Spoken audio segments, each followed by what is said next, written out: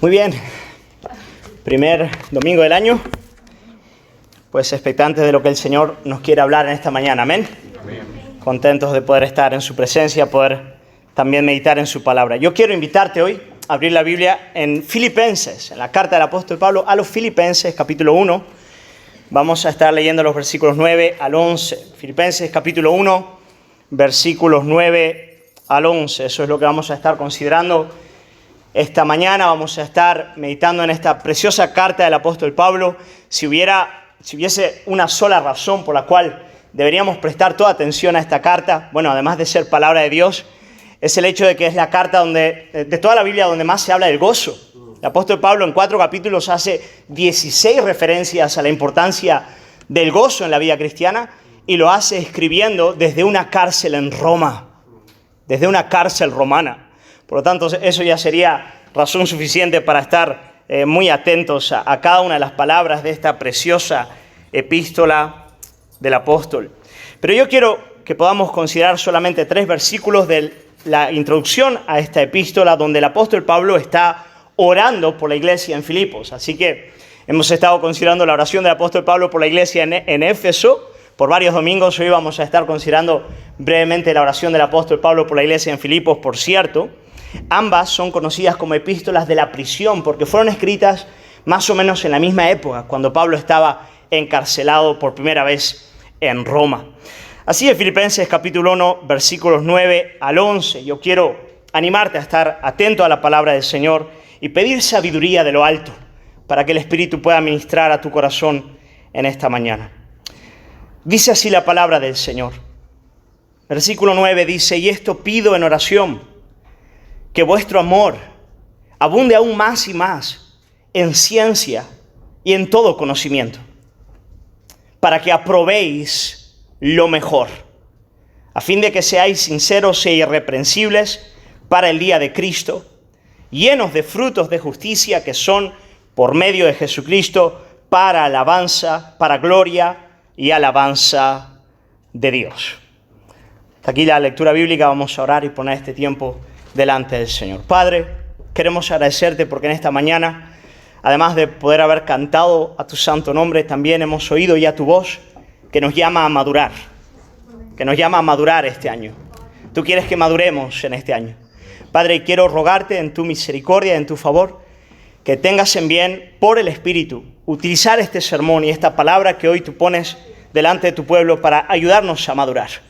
Señor, danos la gracia, Padre Santo, de salir de este lugar con ojos abiertos y con un corazón más cercano a ti.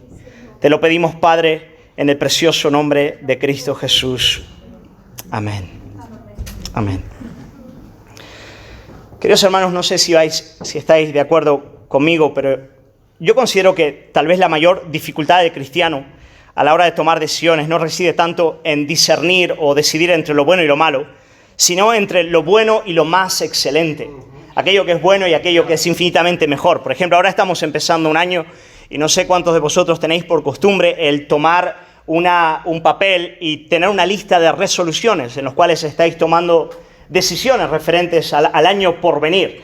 Y a la hora de tomar este tipo de decisiones, normalmente lo más difícil no es tanto saber lo que es bueno, qué es malo, qué es lo correcto, qué es lo incorrecto.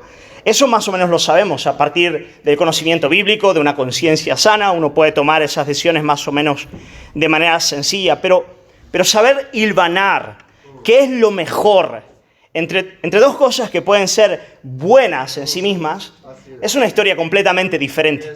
Y es bastante más complicado tomar ese tipo de decisiones. Pero mira qué interesante, en el versículo 10 que acabamos de leer, el apóstol Pablo, él está orando para que la iglesia pueda, en efecto, aprobar lo mejor. Aprobar lo mejor. Otra traducción más sencilla podría decir, por ejemplo, discernir. La palabra ya aprobar es discernir, distinguir entre dos o más realidades, discernir aquello que es más excelente. Por lo tanto, la oración de Pablo es la siguiente: yo estoy orando para que vosotros tengáis la capacidad de discernir aquellas cosas que son más valiosas, aquello por lo cual verdaderamente vale la pena vivir. Queridos hermanos, y en el sermón de hoy ese es el tema que quiero tratar, la pregunta a la que quiero responder en esta mañana de manera muy práctica, espero que bastante aplicativa, como primer sermón del año, espero que pueda ayudaros de manera eficaz. La pregunta que quiero responder a este sermón es la siguiente: ¿cómo discernir aquellas cosas que son más excelentes?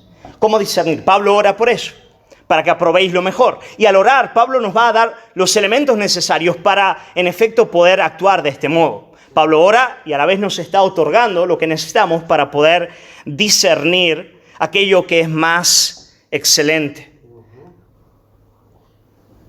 Pero antes de responder a esta pregunta, que me parece bien importante, yo quiero, antes de responder a ella, quiero que veamos por qué Pablo ora de este modo. ¿Por qué el apóstol Pablo desea que la iglesia, nosotros como creyentes, tengamos la capacidad de discernir aquellas cosas que son más excelentes y correr en pos de ellas? Pues nada, el apóstol Pablo nos dice que su deseo al orar de este modo es que cada verdadero creyente sea alguien que abunde en frutos de justicia. Abunde en frutos de justicia. Eso es lo que él nos dice en el versículo 11. Toma nota, él dice, versículo 10, para que aprobéis lo mejor, a fin de que seáis sinceros e irreprensibles para el día de Cristo. Y ahora mirad qué bonito, versículo 11, dice, llenos de frutos de justicia. Queridos hermanos, me encanta aquí el modo en el que el apóstol Pablo habla. Pablo está diciendo, mira, yo deseo que la vida de cada verdadero creyente, el Espíritu a través de Pablo está diciendo, yo deseo que sea una vida que abunde en frutos de justicia. No que tenga pocos, no que sea escasa, sino que tenga plenitud de frutos de justicia. Como cuando te acercas a un árbol de caquis aquí en Granada, ¿no es cierto? Y llegas a aquella época en la que el árbol está absolutamente lleno de caquis, pues esa imagen, pues esa es la vida del creyente. Eso es lo que Pablo desea para cada verdadero creyente. Pero hermanos, me impresiona mucho que al hablar el apóstol Pablo de nuestras buenas decisiones y de nuestro buen proceder, de la obediencia cristiana, el apóstol Pablo utiliza esta frase. Déjame detenerme un poco en ella antes de avanzar. Esta idea de frutos de justicia. Cuando el apóstol Pablo habla de la obediencia del creyente, el apóstol Pablo utiliza esta metáfora de la botánica, hablando de la realidad del fruto. Por cierto, una metáfora muy bíblica. La Biblia, el tiempo entero, al hablar de la obediencia del cristiano, utiliza esta imagen preciosa del fruto. ¿Por qué es importante cuando hablamos de tomar buenas decisiones, de vivir de manera correcta y certera delante del Señor, hablar de la realidad del fruto, la obediencia como fruto? Porque esto nos recuerda, hermanos, que nuestra obediencia, nuestra justicia, nuestras buenas decisiones y nuestro buen proceder no son, en último análisis, el resultado sencillo de poner sobre un papel que es lo mejor y sencillamente ponernos manos a la obra de cara a esa realidad. Antes, la obediencia cristiana es el resultado de un cambio orgánico y profundo, como un fruto. Hermanos, un árbol no produce frutos de manera mecánica y pragmática. Para que un árbol produzca frutos, tiene que haber una vida operando en él. La savia tiene que estar corriendo dentro de él, y a partir de esa realidad vital de cambios profundos, el árbol fructifica. Pues nada, en la vida del creyente es igual. Voy a volver a esto al final. Pero en la medida en la que meditamos en los elementos necesarios para tomar buenas decisiones, escoger lo mejor, yo quiero que recuerdes que todo este tipo de realidades solamente operan a partir de la vida del Espíritu Santo, de la vida de Dios obrando y transformando de manera profunda nuestros corazones. Ahora bien, dejadme responder a esta pregunta. Biblia abierta, y si no podéis ver en la pantalla, la pregunta que quiero responder esta mañana es muy sencilla. ¿Cómo discernir aquello que es más excelente? ¿Okay? Tienes varias decisiones en tu vida que tomar este año. Tienes que poner sobre el papel cómo voy a usar mi tiempo semanal, cuáles son las metas y objetivos que pretendo alcanzar con la ayuda del Señor, qué es lo más importante. Pues nada, ¿cómo discernir aquello que es más excelente o cómo escoger lo mejor? Algunos pasos bien sencillos que vamos a ir viendo versículo a versículo. En primer lugar, el apóstol Pablo empieza con lo más importante. Y lo más importante lo leemos en las primeras palabritas. Él dice, versículo 9, primera parte, él dice, y esto pido en oración. Oración. Ahí lo tienes. Oración. Ahí empieza todo. Hermanos, es imposible discernir las cosas que son más excelentes a partir de los parámetros de Dios sin una vida robusta de oración. Así es. Es sencillamente imposible. Me parece que el cristiano maduro, al hacer resoluciones para cada año entrante, yo suelo tener mi lista, y podéis ver, cada año que pasa, la primera resolución que pongo, y nunca cambia, es: Señor, deseo profundizar mi vida de oración. Eso es lo que siempre pongo, esa es la primera, la podéis ver. 2015, 2016, 2017, 2018, 2019, 2020. Primera resolución de mi diario: Señor, quiero conocerte en oración. Señor, quiero profundizar mi comunión contigo. Señor, deseo, anhelo orar más y de manera más robusta y vigorosa. Hermanos, ¿por qué la oración es necesaria? Para aprobar lo mejor, para discernir las cosas que son más excelentes. Os voy a dar dos razones que me parecen claves y bien importantes. En primer lugar, porque la oración es, en efecto, lo más excelente. Quiere decir, la primera razón por la cual la oración es importante para discernir lo más excelente es porque, en último análisis, la propia oración, en términos de comunión y conocimiento de Dios, no deja de ser, al final del día, lo más importante para la vida de todo verdadero creyente. Esa fue la enseñanza que Jesucristo le dio a Marta cuando estaba con ella y María. Como tantas veces he puesto delante de vosotros, María escogió la buena parte, la cual no le sería quitada. O como dice David, cuando estaba en el campo de batalla, con muchísimos problemas en el ámbito político y en el ejército, y él dice en el Salmo 27, versículo 4, en medio a todas estas circunstancias que presionan mi alma, una cosa he demandado. Pero David, eres político, eres militar, eres padre de familia, tienes tantas presiones sobre tu vida y allá.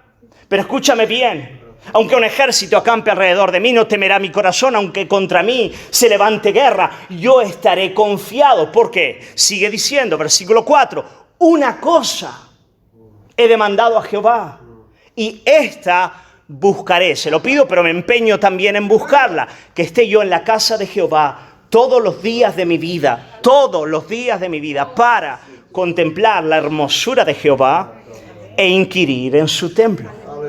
Queridos hermanos, al final del día, la mayor necesidad de todo verdadero creyente, si es que va a discernir aquellas cosas que son más excelentes, es tener una vida robusta de oración. Y quiero preguntarte si eso es real en ti, si estás creciendo en esa realidad. Es una pregunta que te tienes que hacer, hermanos. Yo no quiero una iglesia pigmea en la oración. Yo no quiero pastorear a creyentes que no oran, porque es muy difícil. Es muy difícil que se arrepientan, que vean la realidad del pecado, que anhelen a Cristo. Yo quiero, como pastor, en amor y encarecidamente exhortarte y llamarte este año a crecer en tu vida de oración. Amén. En primer lugar, la oración nos lleva a probar lo mejor, porque en efecto ella es lo mejor. Pero en segundo lugar, porque en la oración aprendemos a discernir la realidad desde la perspectiva divina. Solamente el que ora tiene la capacidad de poder discernir lo que está viviendo a partir de los parámetros de Dios. Queridos, cuando yo estaba meditando en este asunto, me vino a la mente la iglesia de la Odisea, ¿os acordáis? Y estaba pensando, ¿cómo es posible que aquella iglesia, la cual el apóstol Juan exhorta en el Apocalipsis capítulo 3, tuviese un concepto de sí mismo tan distinto al que Dios tenía? Queridos hermanos, aquella iglesia, cuando se veía a sí misma, ella decía: yo soy rica y no tengo necesidad de nada. Pero cuando Dios la observaba, el diagnóstico divino era el siguiente. Amén. Increíble. Dios dice: tú eres desaventurado, miserable, pobre, ciego y desnudo. Y yo me preguntaba, ¿cómo es posible, Señor? ¿Cómo es posible que hubiese una distancia tan grande entre la percepción que ellos tenían de la realidad de su condición y la percepción que Dios tenía de cómo ellos eran? Y me aterra esa realidad, porque soy consciente de la ceguera de mi propio corazón.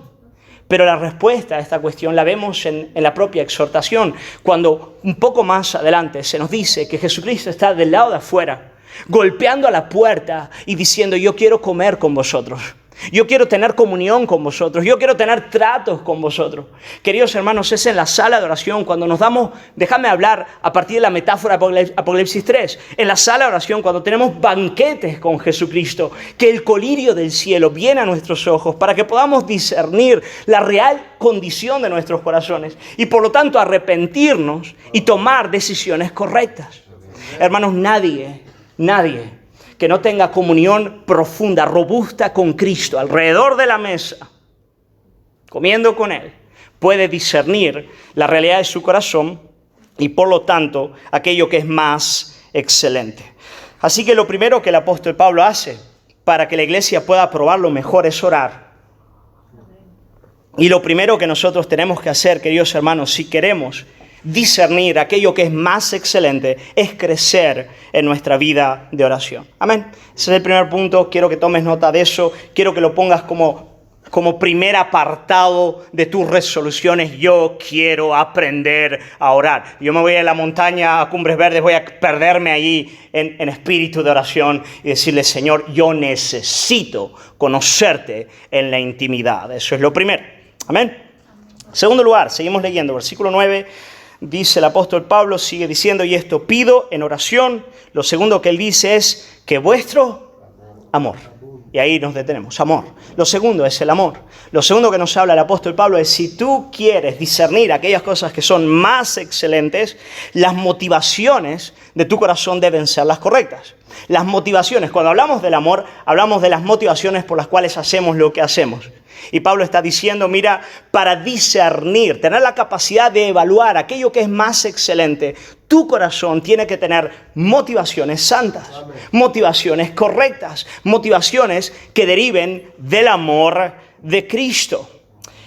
Y queridos hermanos, me temo que muchos cristianos fallan en la toma de decisiones porque siguen pensando en lo más excelente con los parámetros del hombre sin Dios. Cuando piensan en aquello que es lo mejor para sus vidas, en términos laborales, en términos de estudios o inclusive, tristemente, en términos ministeriales, siguen pensando a partir de los parámetros del hombre mundano, del hombre que no tiene a Dios en su vida.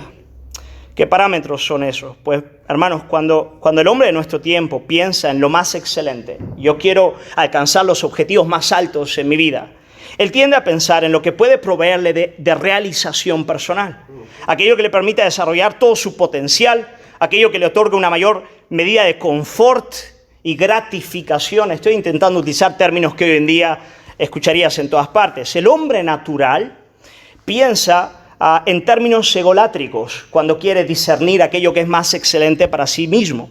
Todo su deseo gira en torno de tener una vida productiva, de modo que pueda sentirse plenamente realizado. Por lo tanto, ¿lo veis? Es algo egocentrado, egocéntrico. Yo en el centro de lo más excelente. Y hermanos, cuando el creyente viene a Cristo, muchas veces puede todavía seguir pensando de este modo. Aún delante de Dios, aún en términos de lo que Dios quiere hacer con mi vida, sigo pensando en términos egocéntricos, en lo que me va a traer mayor proyección y realización. Hermanos, recuerdo una vez a un joven que se me acercó y me dice, pastor, debo decirle que voy a abandonar esta congregación porque me doy claramente cuenta de que en ella no puedo desarrollar mi máximo potencial.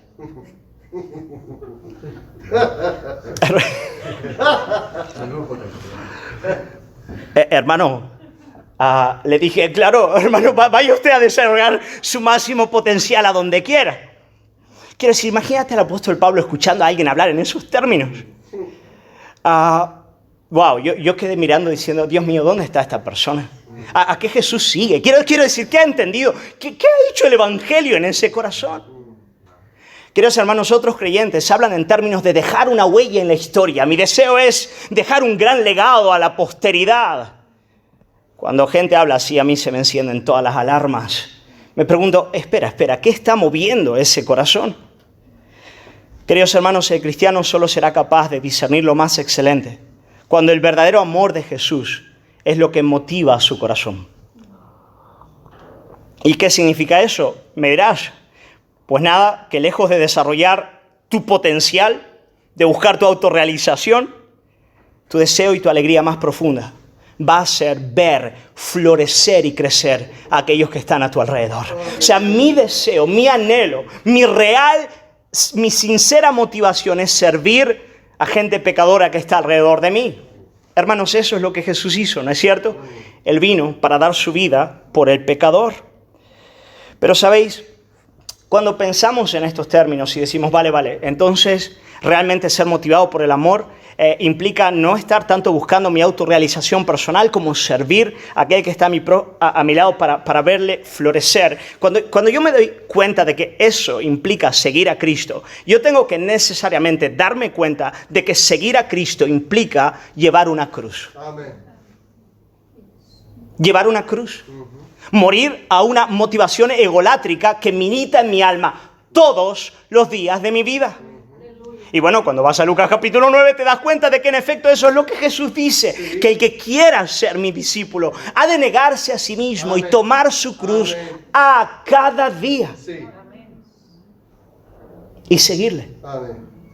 Y de manera extraña y paradójica, al final del día, el creyente en efecto ganará su vida. En otras palabras, se sentirá plenamente desarrollado. Encontrará su plena realización. El potencial que tanto anhela explotará para la gloria del Padre. ¡Aleluya! Sí, Señor.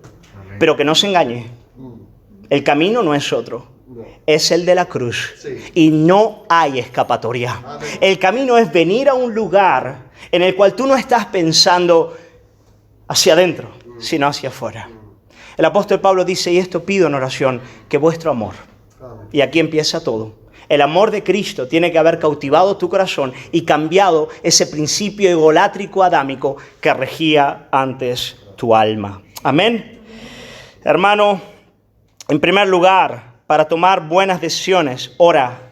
En segundo lugar, asegúrate de estar muy cerquita de Jesús para que sea el amor de Él, el amor que caracteriza su persona, sea lo que esté motivando tu alma cuando miras a tu alrededor, a los que tienes al lado, que sea ese amor el que esté moviendo los hilos de tu corazón. Tercer punto, hermanos, tercer elemento para tomar buenas decisiones. Sigue diciendo el apóstol Pablo, y esto pido en oración, que vuestro amor abunde aún más y más en ciencia y en todo conocimiento. Por lo tanto, después del amor, en tercer lugar, llegamos al conocimiento. El apóstol Pablo utiliza dos palabras griegas para referirse al conocimiento. La primera es más conceptual, habla de entendimiento, ciencia. La segunda es práctica, se traduce por conocimiento, pero es discernimiento, literalmente. Por lo tanto, el apóstol Pablo dice, mira, para tomar decisiones excelentes, las mejores, debes estar motivado por amor, pero eso no es suficiente.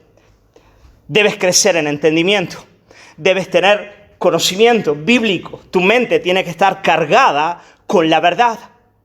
Queridos hermanos, la imagen que me viene es la de un barquito, ¿no es cierto? Cuando tienes un barquito en el mar, imagínate que tiene la vela y el viento que lo impulsa debe ser el amor, pero tiene que tener un timón que lo dirija.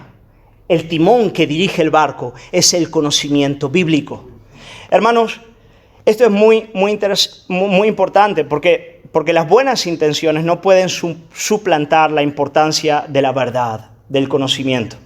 A veces uno puede tener las mejores intenciones del mundo, sentirse plenamente como alguien que está tomando decisiones a partir del amor, pero al final del día estar haciendo lo incorrecto. Inclusive yo he visto a personas que dicen, esto no puede estar mal. Es imposible que yo no pueda salir con esta persona si la amo tanto, que yo no pueda actuar de este modo si hay un amor tan genuino y profundo en mi corazón para con esta persona. A veces he escuchado a gente hablar así. Por eso, queridos hermanos, al final del día, aunque el amor es fundamental, la decisión debe regirse a partir de las Escrituras.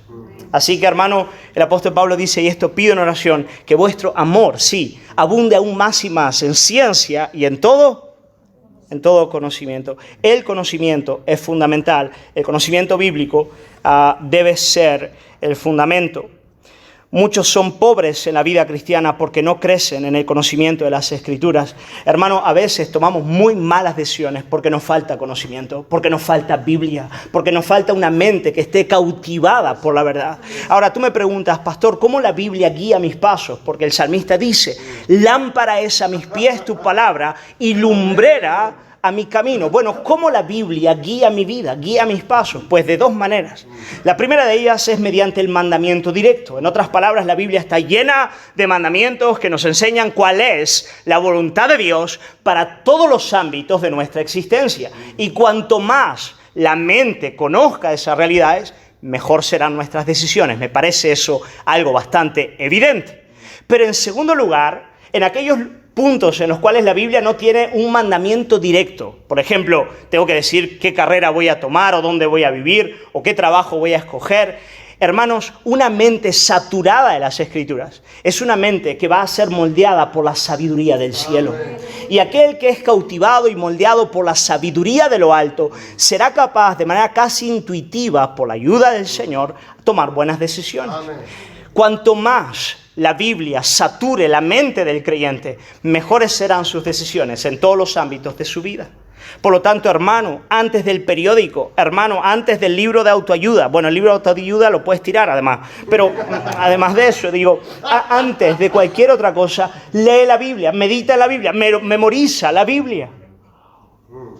Come la palabra del Señor, instruye a tu familia en las Escrituras. Aquí hay padres de familia. ¿Qué es lo que necesita tu esposa, tus hijos para vivir bien? Para edificar su casa sobre la roca. Para que cuando la tempestad llegue, y va a llegar, la casa permanezca firme.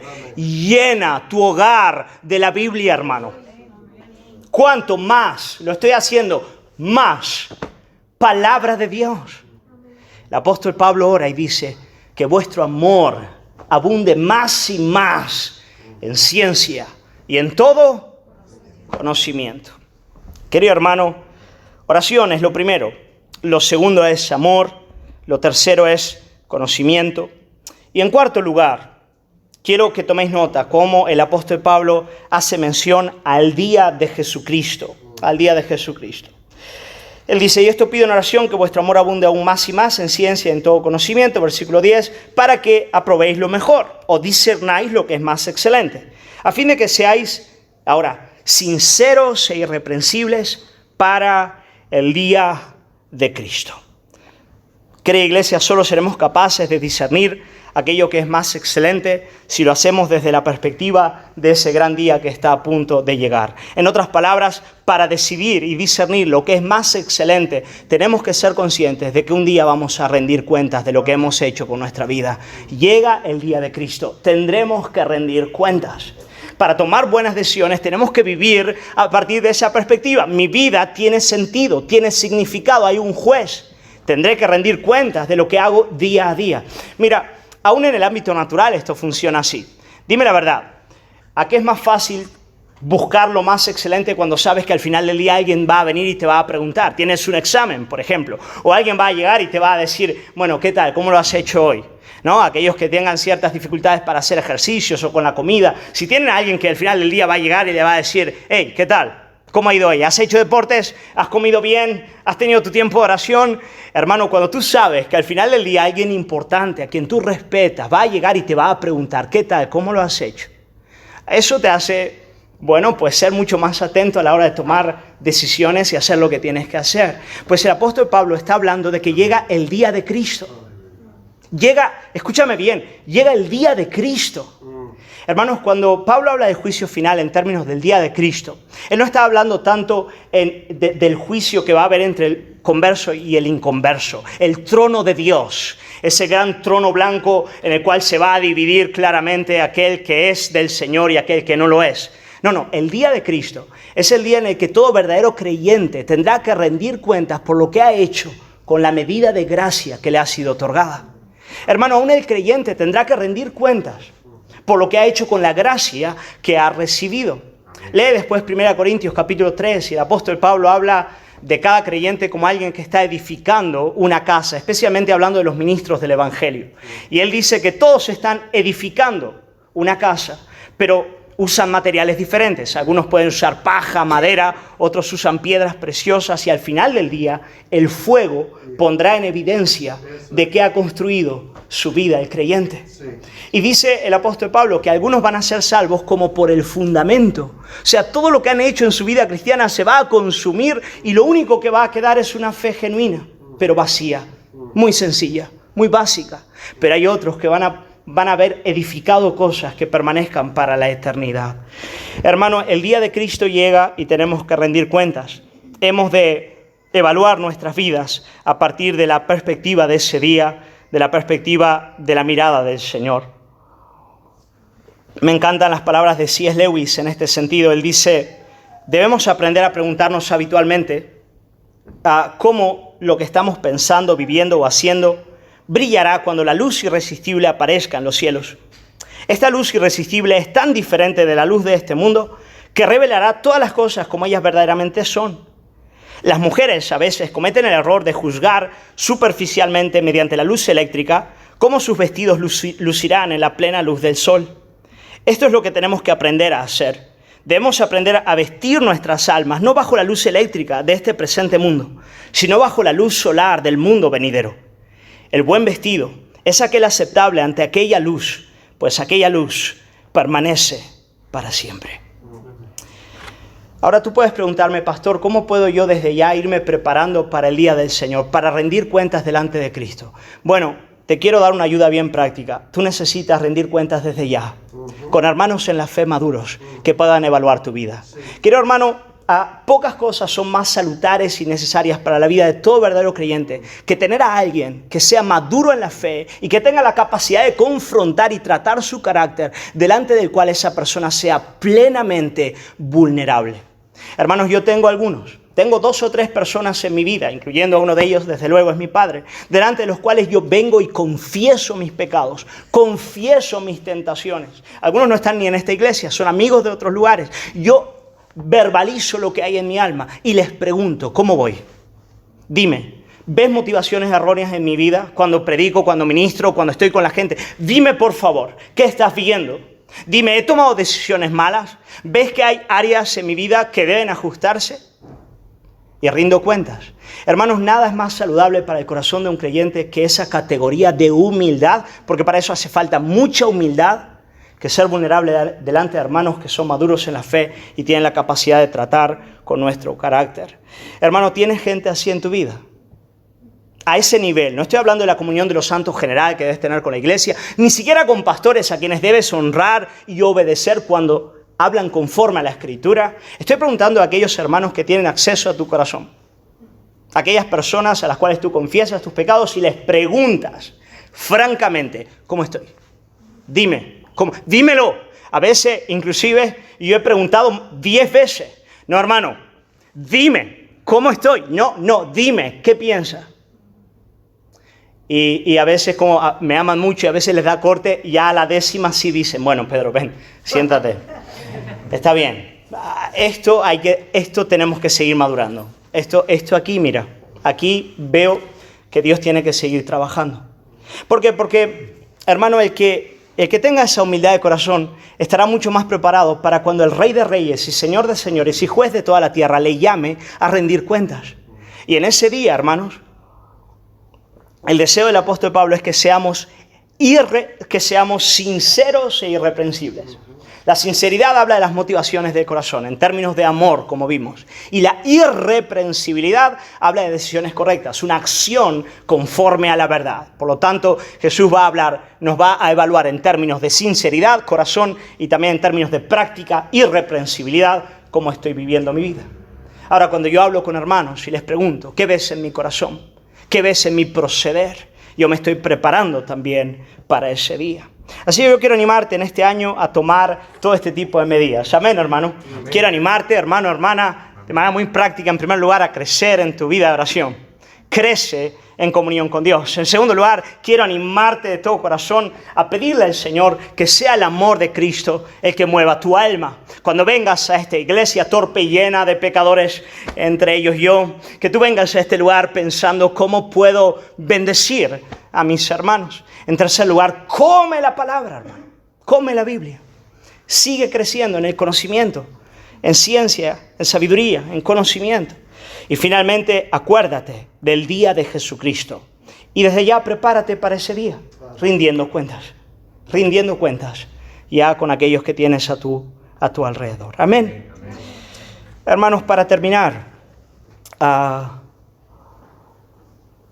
Estamos hablando sobre la importancia de tomar las decisiones más excelentes en nuestras vidas, de ser personas llenas de frutos de justicia, en otras palabras, vidas que obedezcan al Señor y que den abundante fruto. Queridos hermanos, pero quiero volver a este tema de que para hacer eso necesitamos la vida de Dios obrando en nuestros corazones. El apóstol Pablo nos dice, hablando del fruto de justicia, en el versículo 11, dice, llenos de frutos de justicia que son por medio de Jesucristo para gloria y alabanza de Dios. Querido hermano, si tú sales de este lugar con el siguiente pensamiento, pastor, excelente, usted ya me ha dado los parámetros que necesito para vivir la vida cristiana, lo único que tengo que hacer es ponerlos ahora sobre un papel y nada, de manera pragmática e inmediata empezar a obedecerlos. Yo quiero decirte que saldrás de este lugar frustrado. Querido hermano, como dije al principio, la obediencia cristiana, ella no es la manifestación de mecánica de nuestro pragmatismo, de nuestro decir, voy a hacerlo y punto final. No es el fruto de una nueva vida. En efecto, es un milagro de la gracia divina. Cada buena obra del creyente, cada paso de obediencia del creyente es la manifestación de un milagro. Es la manifestación de una operación interna del Espíritu Santo de Dios. Y por lo tanto yo no puedo salir de este lugar sin apuntar a la fuente de donde proviene esta savia que vitaliza el alma. Porque si yo solamente te doy principios morales, no te van a servir para nada. Pero yo quiero decirte cuál es el único lugar en el cual tu alma puede beber para fructificar. Y bendito sea el nombre del Señor, ese lugar se llama Jesucristo. Jesucristo, el apóstol Pablo nos dice, llenos de frutos de justicia que son por medio de Jesucristo. Querido hermano, hermana, toda decisión excelente en la vida cristiana comienza con el arrepentimiento. Cuando uno postrado abraza la cruz, besa al Hijo y descansa en Él.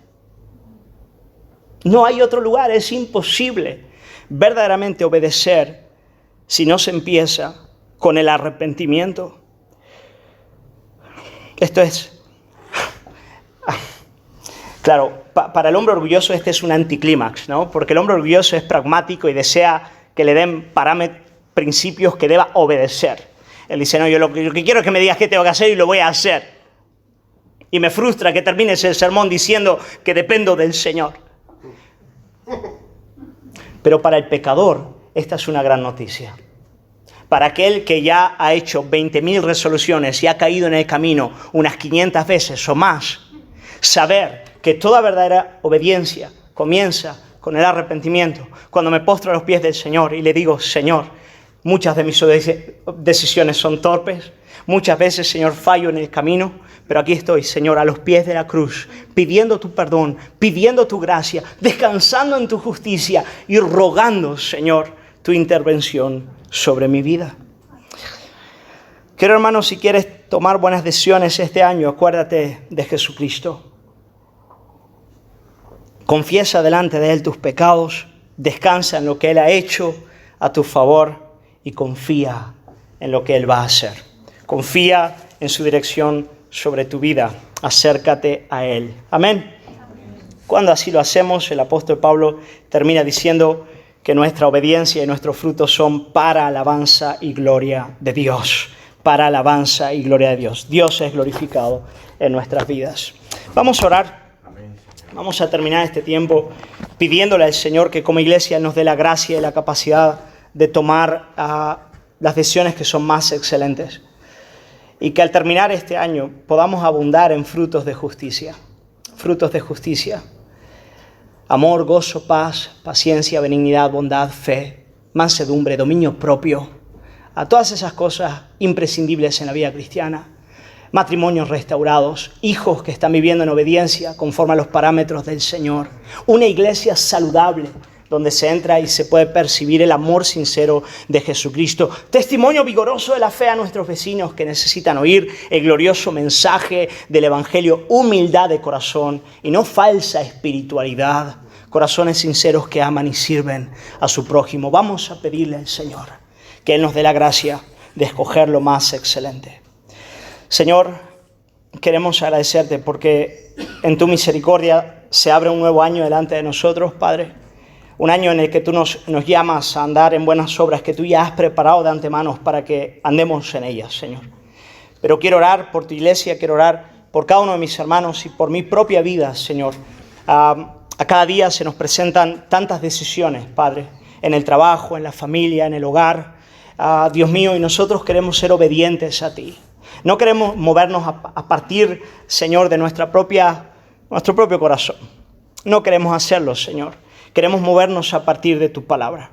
Por eso quiero pedirte, Señor, que en tu misericordia, cada uno de los puntos que hoy has puesto sobre la mesa, Padre, que tú nos des la gracia de crecer en ellos, Señor. Nos des la gracia, Padre, como iglesia, como familias, como hermanos en la fe, de poder seguir creciendo en estas realidades para que al terminar este año, Señor, podamos ver un poquito más cómo hemos crecido en frutos de justicia. Pero de manera muy especial quiero orar también para aquellos que están lejos de ti y por lo tanto son árboles secos, Señor. No tienen fruto alguno en sus vidas. Yo quiero pedirte, Padre, que en tu misericordia ellos puedan conocer a Jesucristo. Puedan arrepentirse sinceramente de sus pecados y abrazar la obra de la cruz. Señor, atrae a ti a los hermanos que están lejos, distantes, Señor, que en tu misericordia tú les muestres la locura de su pecado y puedan correr prontamente a ti, que eres fuente de agua viva, que eres árbol fructífero, que eres aquel, Señor, que nos da vida y vida en abundancia. Queremos agradecerte por la sabiduría de tu palabra. Pedimos que nos des la gracia de aplicarla. Oramos en el nombre precioso del Señor Jesús. Amén. Amén. Gloria al Señor. Hermanos, amén.